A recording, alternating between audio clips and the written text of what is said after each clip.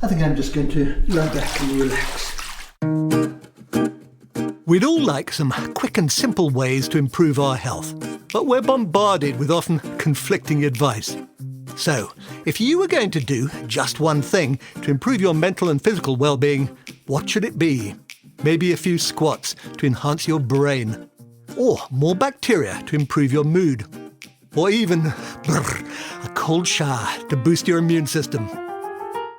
I'm Dr. Michael Mosley, and this is Just One Thing, where each episode we'll explore one thing you can start doing tomorrow to improve your health or life in ways you might not expect. I'm recording this while lounging in a deliciously relaxing hot bath. It's one of those rare things in life that not only feels good, but actually is good for you. Studies suggest that regular hot baths could have a host of benefits, from reducing blood sugar levels to lowering your risk of heart disease. But the benefit I'm most interested in exploring today is whether hot baths before bed could help me get to sleep quicker and improve the quality of my sleep. Right, better top it up. Let's make it a little bit warmer. That should do it. Apparently it's the change in body temperature that's particularly important for helping with sleep. I'll be getting to why a little later on. So, is it something that you should try? I think so. Hiya, my name's Jen. I'm 39 years old and I'm from Merseyside. I work full-time as an assistant practitioner in mental health services, and I have 2 little girls, so as you can imagine, life is busy. I don't sleep very well and I find it hard to relax, so I was set the task to try a couple of relaxing baths a week and see if it helped me with my sleep. So here goes, and I'll let you know how I get on. Bye for now. We're asking Jen to try having a hot bath on a couple of nights, 2 hours before bed, because as well as feeling good, having regular hot baths has been shown to be surprisingly beneficial. In a small study done in 2016, researchers from the University of Oregon showed that sitting in a hot bath 4 or 5 times a week led to lower blood pressure and reduced arterial stiffness. In another study, this time from Loughborough University, which I took part in, a group of us were asked to sit in a hot bath for an hour, fitted with equipment to measure how many calories we burnt. We also had to have a rectal thermometer inserted. Well, you can guess where.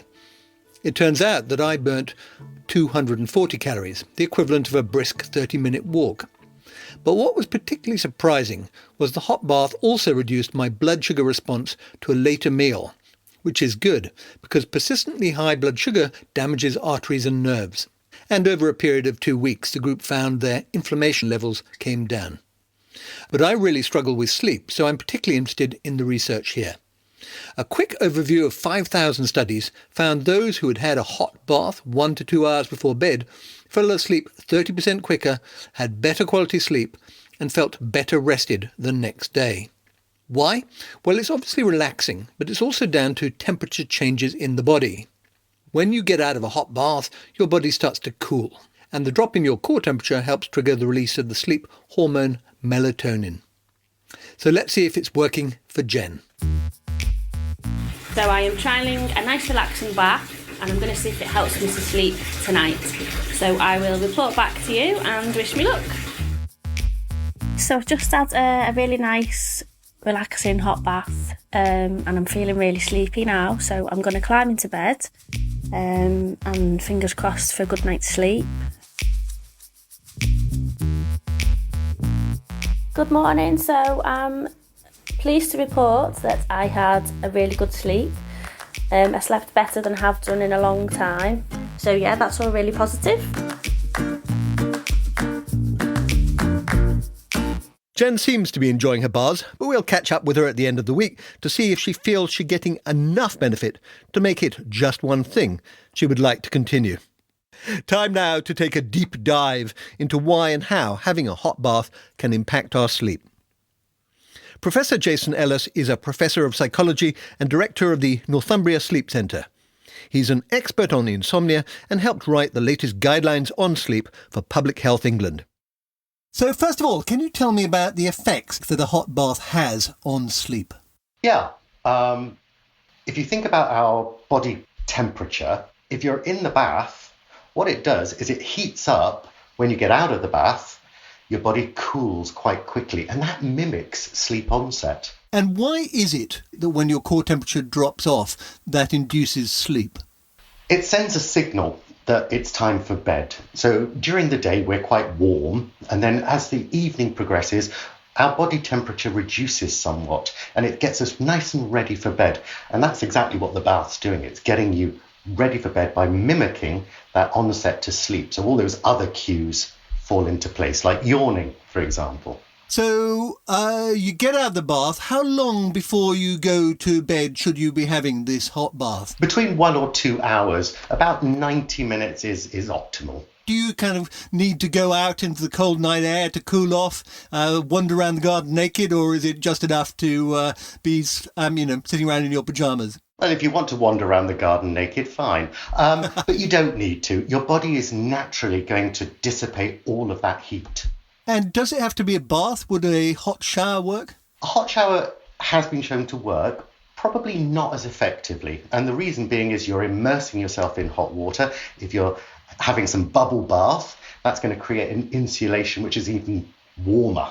How warm should the bath be? Are we talking kind of hot, or are we talking lukewarm, or what? Warm is good. So between 40 to 42.5 degrees Celsius is what the research showed. Okay, so you really ideally ought to bring a thermometer into the bathroom. That's it. Take it out of the kitchen where it's usually stuck in a piece of meat and use it in the bath instead.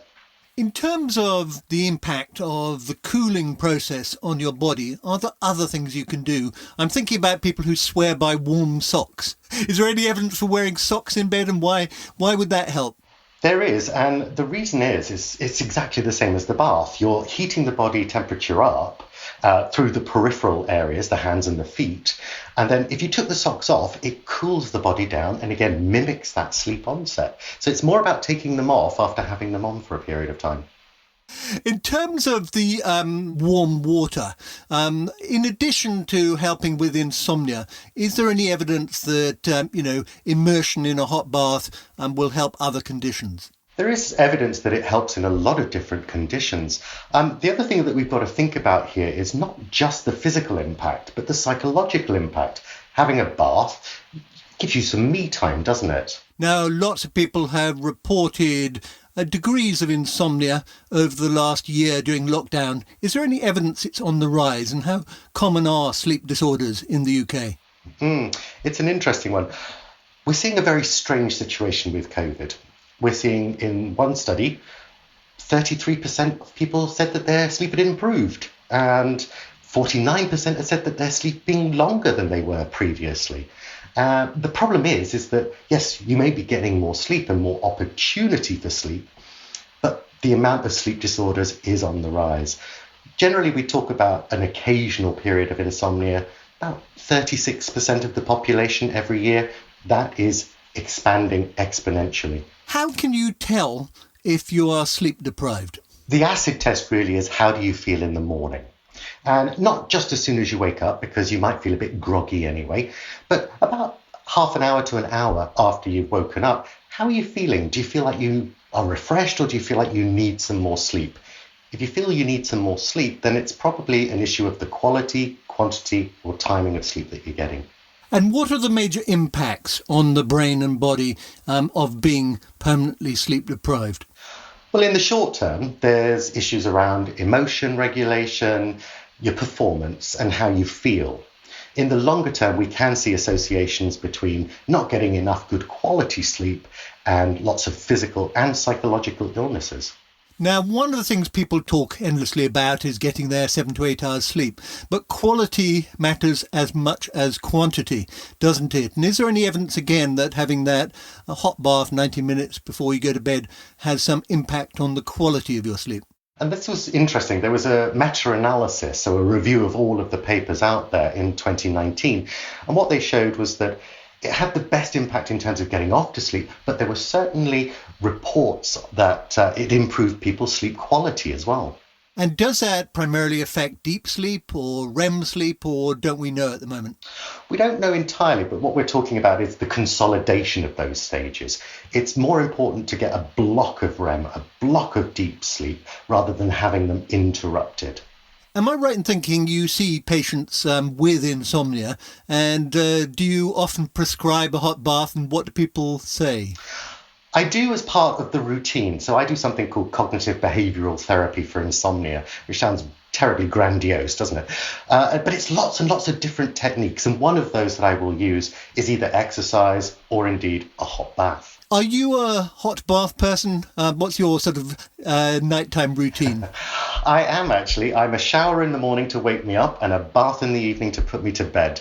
And about 90 minutes, I'm done. I was going to ask you that because I've recently started to embrace cold showers, and I was wondering if you had to choose between one or the other, which would you go for? But you do both. I do both. If you had to choose between one or the other, which would you go for? The bath. Absolutely. I have to say it would be a lot more pleasurable. I have yet to say I honestly enjoy having an ice cold shower in the morning, although it does wake me up. It certainly will wake you up, but it's not the best way to wake up, is it? Thank you very much. I used to have hot baths in the evening and then I abandoned them. I think I might try embracing them again. You persuaded me. Brilliant. I look forward to hearing how that works out. So now, let's check in a final time with Jen.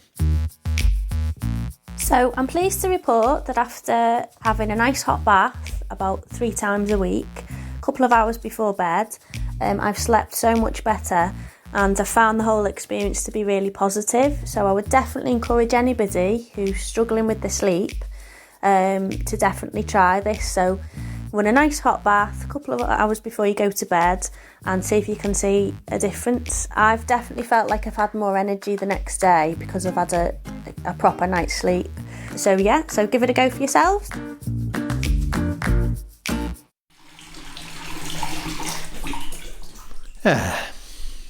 It's great to hear that Jen has found her hot baths so helpful. As for me, although I am enjoying one at the moment, they don't seem to stop me waking up in the early hours with my brain whirring. I may need to find another Just One Thing for that. But if you're struggling to get to sleep, then I think they're definitely worth a try. And it certainly feels good.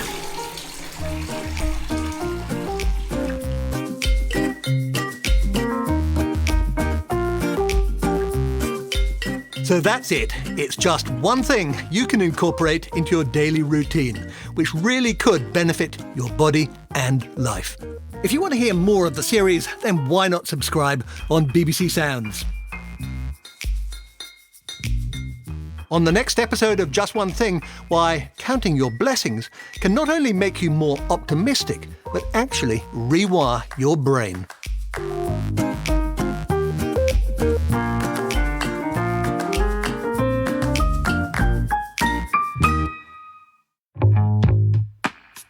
Sneakers? Trainers. Whatever you want to call them, they are amongst the most iconic cultural objects of our time. But their evolution is a story rarely told until now. From BBC Radio 4, this is Sneakonomics. Across this podcast, we're going to be telling the crazy origin stories of the most well-known sports companies and their relentless quest to be the world's #1 brand. Sneakernomics tells a story of fierce competition and rivalry, one that tore families and friendships apart, and even divided towns. We'll follow in the footsteps of mavericks, hustlers and dreamers, and hear their tales of boom and bust, fame and infamy, hope and heartbreak. Above all, this is the story of the people behind the shoes.